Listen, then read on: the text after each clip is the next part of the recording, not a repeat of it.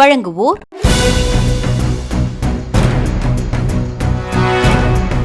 நெல்லை பொருட்காட்சி திடலில் டிசம்பர் 16 முதல் டைட்டானிக் கப்பல் பொழுதுபோக்கு பொருட்காட்சி.